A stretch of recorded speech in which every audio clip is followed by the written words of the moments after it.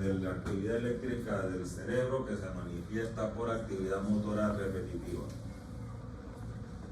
Bien.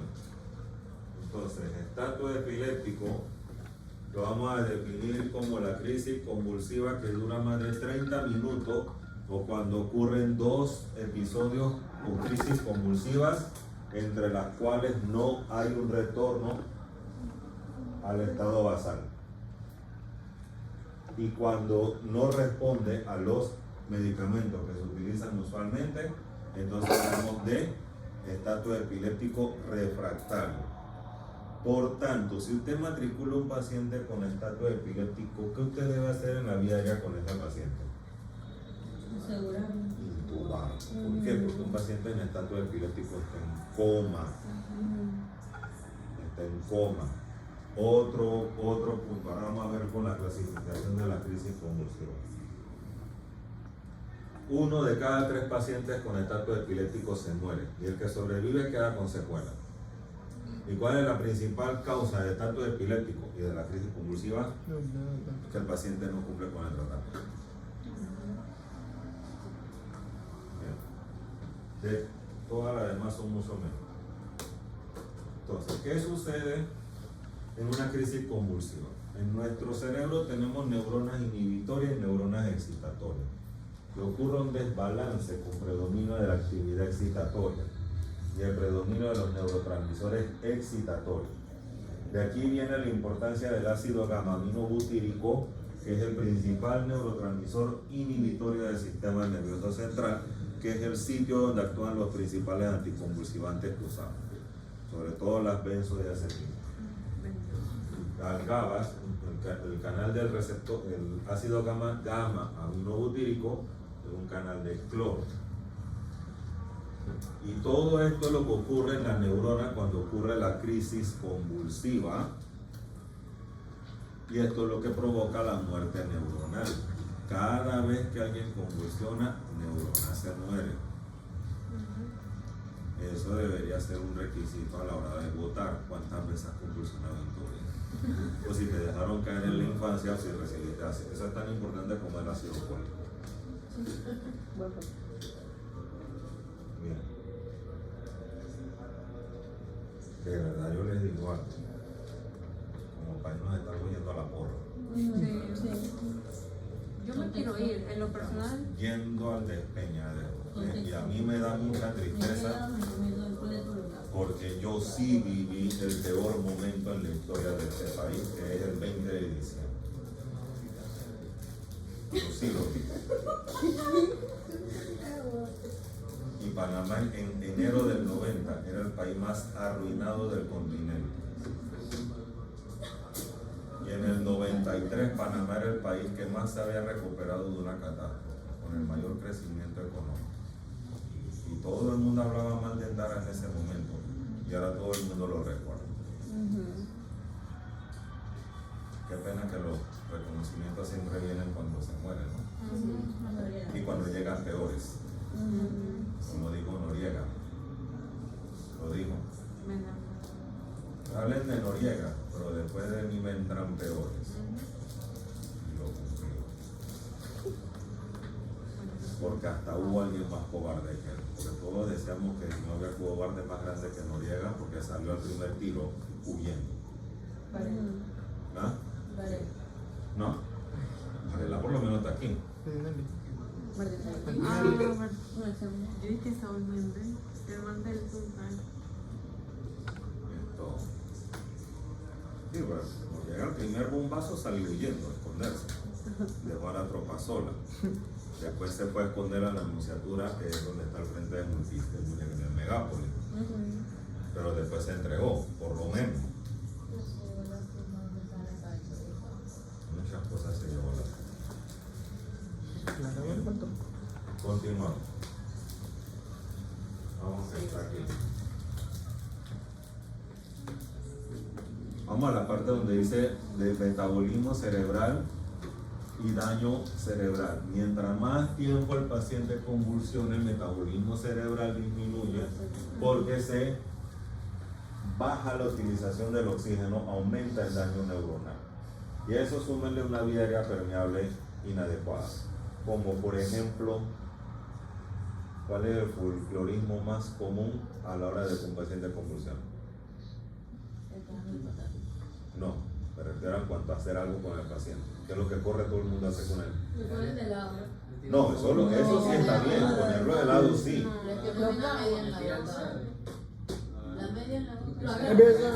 Empiezan a darle un la beso. boca. Ah, ¿Para qué? no se Que no se le muerda la lengua. Con o sin lo que le metan en la boca se va a morder la lengua y eso no lo va a matar. Lo que lo va a matar es la obstrucción de la vía aérea por lo que le están metiendo y porque obviamente la hipersalivación que el paciente tiene no va a salir y va a broncoaspirar. Y otro punto, mucha gente han tenido fracturas en los dedos por eso, porque el paciente los muerde. Y la fuerza muscular que tiene ese paciente en ese momento es muy alta. Bien. Vamos a este punto. ¿Cómo clasificamos a la crisis convulsiva? Focalizada, como su nombre lo dice, es cuando la actividad motora está localizada en una parte del cuerpo. Usualmente una convulsión focalizada puede deberse a una lesión ocupante de espacio. Otro punto también con las convulsiones focalizadas es que son parciales. ¿Cuándo se considera una convulsión parcial? Cuando no hay alteración del estado de alerta. Pero cuando la convulsión es generalizada, hay alteración del estado de alerta. O sea, alguien que te describa cómo le dio el ataque estaba simulando. Porque el que convulsiona generalizadamente lo que te dice es: yo no me acuerdo qué pasó. Cuando me desperté estaba en el piso. Está orinado o está evacuado o ambas. ¿Por qué? Porque pierde el control de los esfínteres. Y aquí vemos la diferencia entre convulsión tónica y convulsión clónica. Bien, en la fase tónica, bien, el paciente tiene hiperextensión, como están viendo en la figura arriba, es una convulsión tónica. Aquí hay opistótono, como están viendo ahí, eso es un opistótono. Y si el paciente está despierto haciendo opistótono, ¿cuál sería la primera sospecha? ¿O está alerta? No.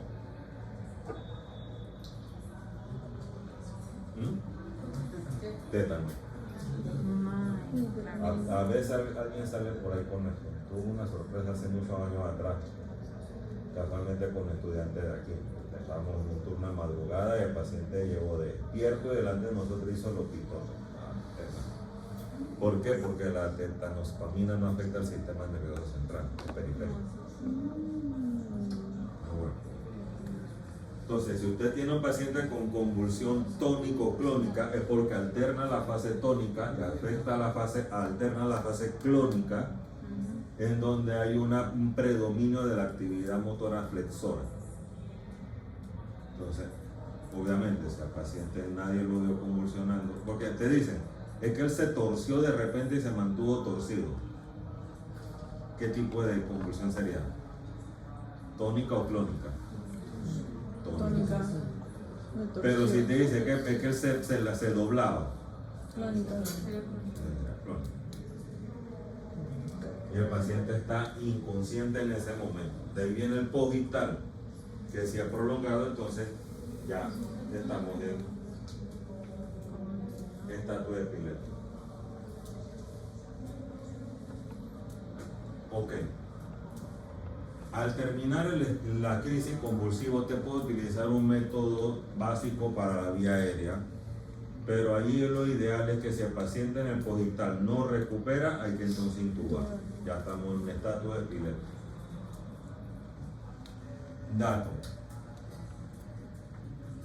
Si usted tiene un fijador de estos que no separan los dientes, póngale una cánula orofaringe. Porque si el paciente vuelve a convulsionar, puede romper el tubo endotraqueal.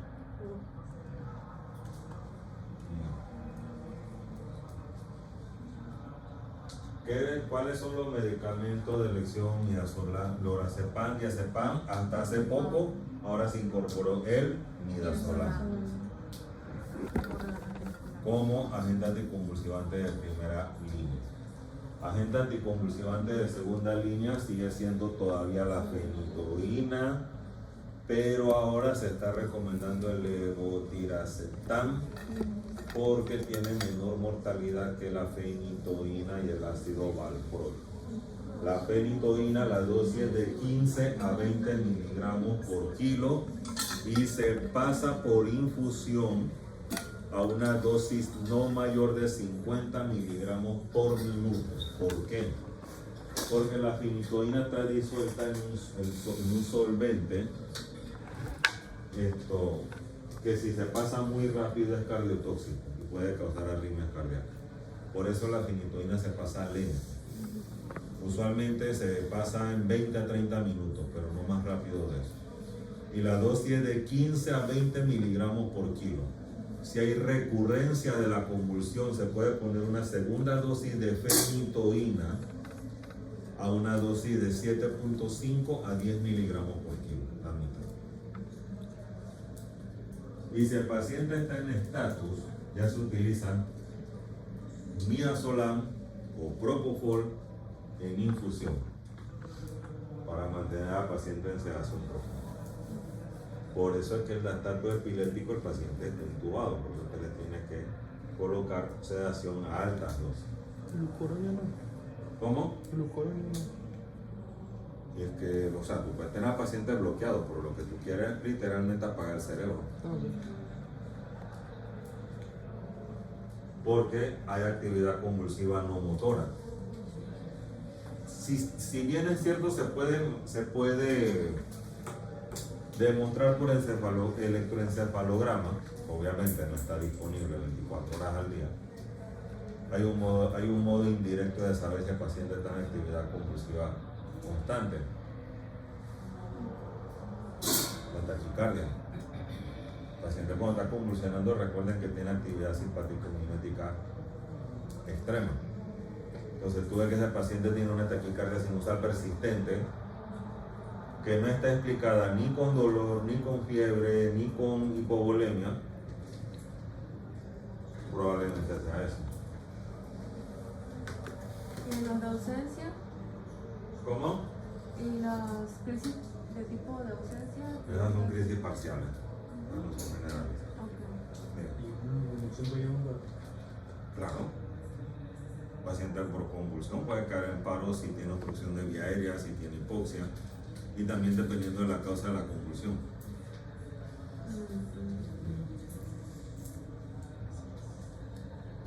Y terminamos con muerte encefálica. Como le dije, que se ve lo vamos a ver la próxima semana. La próxima semana se va a hacer un poco más cargada la cosa.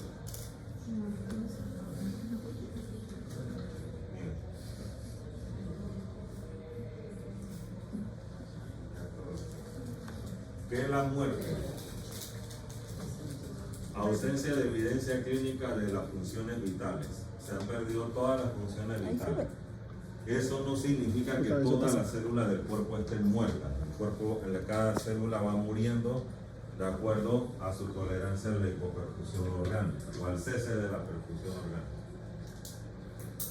Muerte encefálica es la pérdida irreversible de todas las funciones cerebrales. Esa es la definición de muerte encefálica. Y en la República de Panamá, desde el punto de vista clínico y legal, la muerte encefálica es la muerte de la persona. ¿Por qué viene el concepto de muerte encefálica? Porque cuando comienzan los avances de ventilación mecánica, comienzan los avances en los fármacos como la norepinefrina y todo eso, se empezaron a observar los llamados muertos con corazón latiente. O sea, el paciente que está intubado no tiene actividad cerebral, pero seguía teniendo signos vitales. Entonces aquí empezó esta controversia. Entonces, si desde el punto de vista biológico, sin cerebro, no se puede vivir sin soporte externo, porque obviamente, porque antes no había muerte encefálica, porque no había ventilación mecánica y no había nada de esto. Simplemente al paciente se le moría el cerebro y ya quedaba muerto. Pero ahora pasa esto. Por eso digo, desde el punto de vista biológicamente hablando, obviamente social, emocional y políticamente, mucha gente vive como anémonas o medusas por ahí, sin cerebro. Bueno, uno de esos por lo menos ya lo pude sacar de donde yo estaba.